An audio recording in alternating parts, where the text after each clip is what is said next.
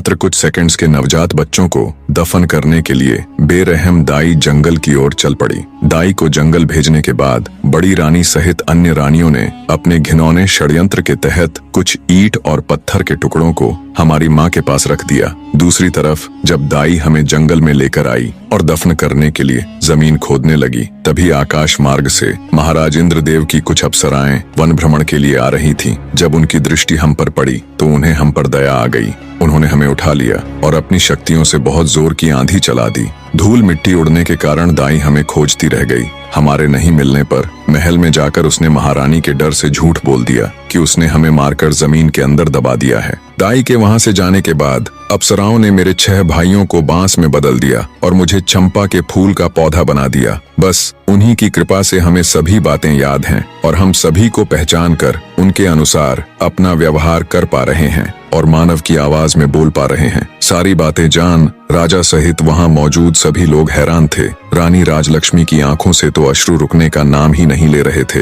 राजा जयसिंह बोले, मेरे बच्चों, तो क्या तुम सब अब ऐसे ही पौधों के रूप में रहोगे? क्या ऐसा कोई भी रास्ता है जिससे तुम अपने मानव रूप में आ सको? तब चंपा बोली, महाराज, जब हमारी माँ हम सब की एक एक पतियों को तोड़कर इंद्रदेव को याद कर उनसे प्रार्थना करेंगी, तब हम सब अपने असली रूप में आ जाएंगे। चंपा के पौधे की बात सुनते ही रानी राजलक्ष्मी ने तुरंत बांस और चंपा की एक एक पत्तियां ली और हाथ जोड़कर पूरी श्रद्धा के साथ बोली, हे इंद्र महाराज, मैं पूरी जिंदगी आपकी सेवा करूंगी, आपकी पूजा करूंगी, फिर भी आपके उपकार का मैं प्रतिकार नहीं कर पाऊंगी। आपने इतने दिन मेरे बच्चों को संभाल कर रखा, अब कृपया इन्हें मेरे आंचल में डाल दो महाराज। रानी राजलक्ष्मी का इतना कहना था कि पल भर में ही बांस और चंपा के पौधे विलीन हो गए और वहां पर लगभग 5 वर्ष के 6 बालक और एक बालिका प्रकट हो गए। रानी राजलक्ष्मी और राजा जयसिंह ने तुरंत आगे बढ़कर बहते नेत्रों से सभी बच्चों को अपनी बाहों में भर लिया। राजा जयसिंह अपनी छोटी पत्नी रानी राजलक्ष्मी से